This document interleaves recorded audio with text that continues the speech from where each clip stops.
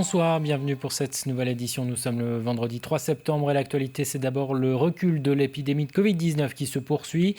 La tendance observée ces derniers jours se confirme. Les hospitalisations sont en baisse, tout comme le taux d'incidence. En Vendée, il s'établit aujourd'hui autour de 86 cas positifs pour 100 000 habitants. Mais l'agence régionale de santé appelle toujours à la prudence. Écoutez. Si l'épidémie circule trop fortement chez les jeunes, des petits pourcentages pourraient représenter des grands nombres. D'où la vigilance qu'il faut avoir avec ce moment qui combine trois événements à risque.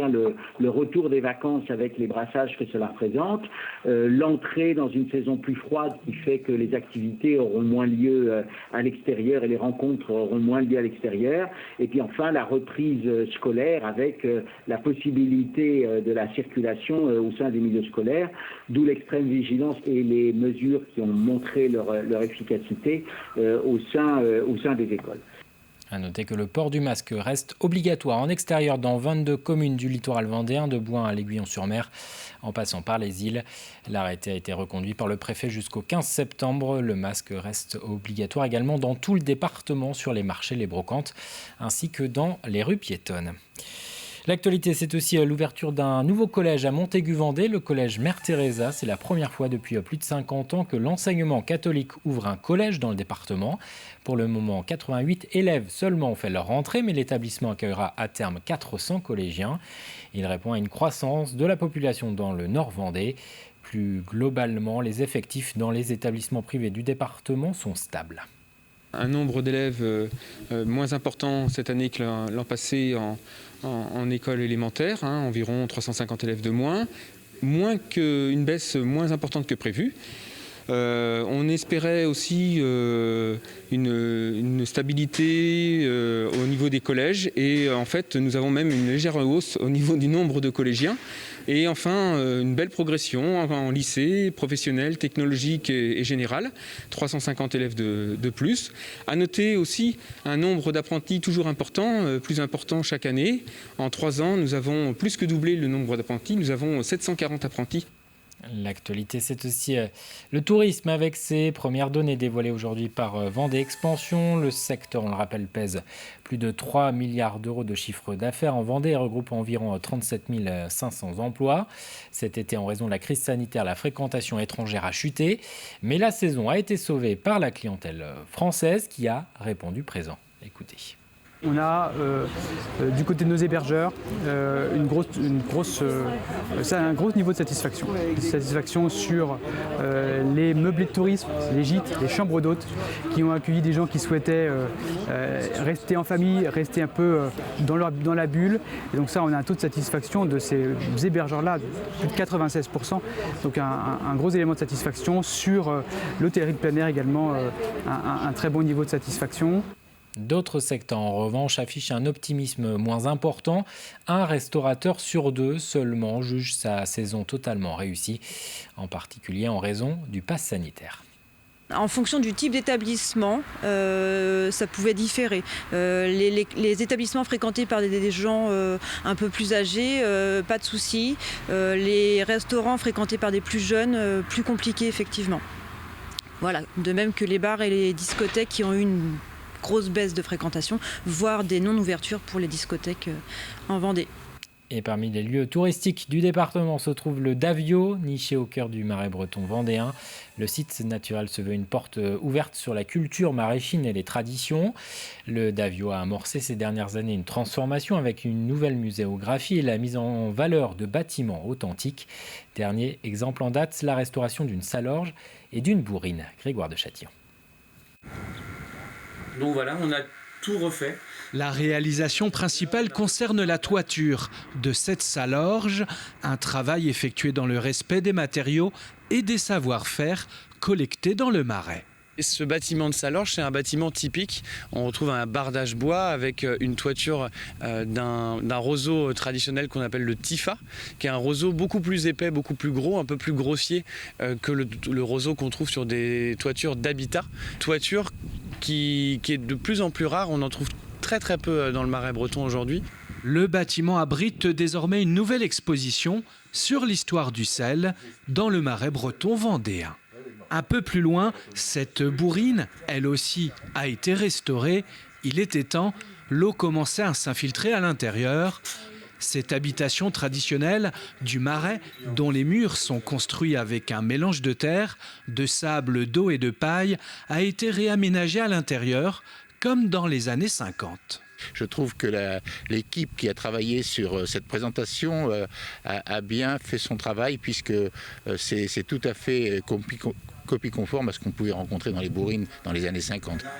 C'était en fait la maison des gens nécessiteux, puisque c'était souvent bâti sur des délaissés de charreaux, sur des terrains communaux, sur des petits bouts de parcelles. Et donc c'est vraiment l'habitation je dirais des malheureux de nos territoires à l'époque. Mais ça a logé beaucoup de familles. C'est un territoire qui était quand même assez difficile à vivre. Et donc ces bourrines ont logé des grandes familles, des familles nombreuses et pas fortunées.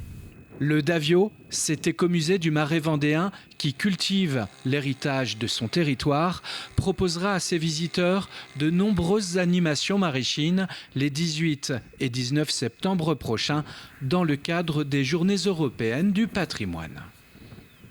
Au chapitre culture, Boulevard Désert ou encore Gauvincer à l'affiche ce week-end de Facessis. Le festival de mouvement captif revient pour une version modifiée en raison du contexte sanitaire. L'événement a été rebaptisé Les Rendez-vous. Il se déroule à la Longère de Beaupuy.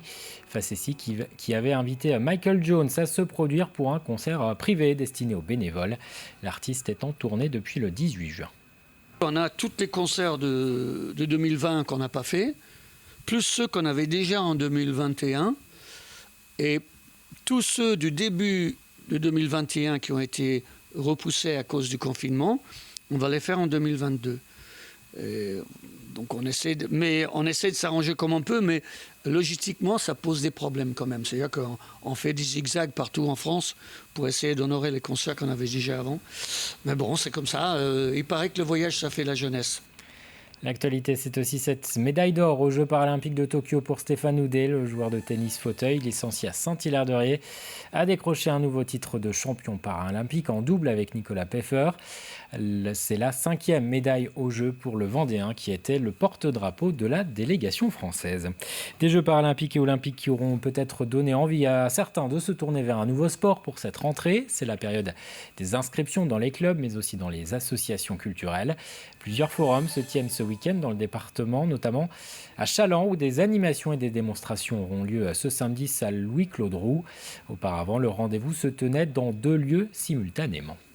Ça nous a paru leur simplifier la vie et renvoyer un message intéressant de tous les réunir en même temps, en un seul lieu, pour qu'ils n'aient pas à se diviser en deux, et en même temps leur permettre de se rencontrer, qu'on soit dans le culturel, qu'on soit dans le solidaire, mais aussi qu'on soit dans le sportif, parce que souvent le public de l'un n'est pas le public de l'autre, et donc on est persuadé qu'il y a plein d'intérêts à découvrir. Ah bah tiens, vous faites ceci, ah bah tiens, il y a ce spectacle-là à ce moment-là, alors que nous, sinon on ne serait pas venus.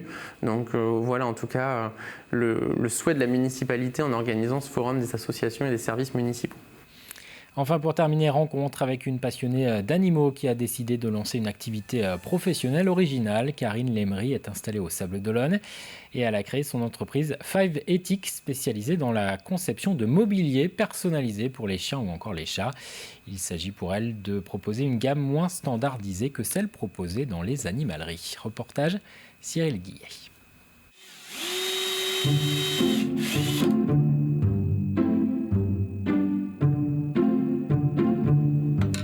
On a toujours créé avec mon mari, alors que ce soit nos meubles personnels ou pour des amis, ce genre de choses.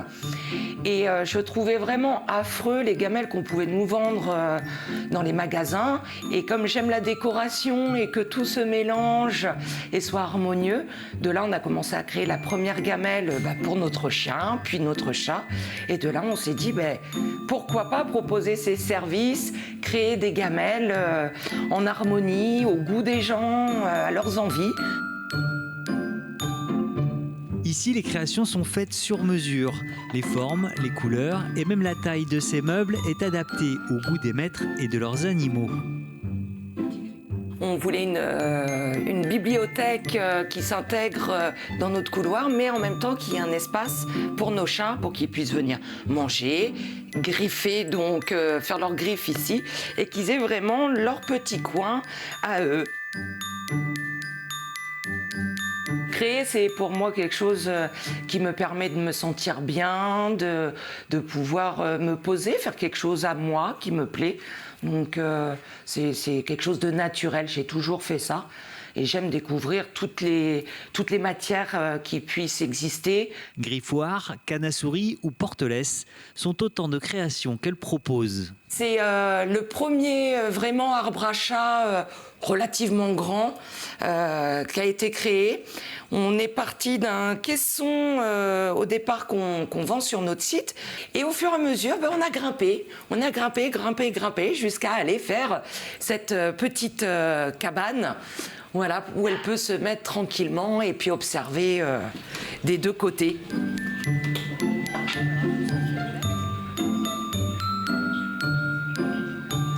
Depuis peu, Fivetic, en plus du mobilier, propose une gamme de nourriture à destination des animaux de compagnie, des biscuits bio faits maison déclinés en 3 tailles. C'est la fin de cette édition. Merci de votre attention, merci de votre fidélité. C'était le dernier journal pour moi sur cette antenne. J'ai été ravi de vous accompagner, de vous informer tout au long de ces dernières années, d'aller aussi à votre rencontre à travers tout le département. Merci pour tous ces échanges. Je voulais m'adresser aussi à toutes les équipes de TV Vendée, celles que vous ne voyez pas toujours à l'antenne. Bravo pour votre travail. Un salut particulier à toute la rédaction. J'ai vraiment pris beaucoup de plaisir à travailler avec vous tous. Merci et gardez le cap. Les programmes continuent sur TV Vendée. Je vous souhaite une très bonne soirée.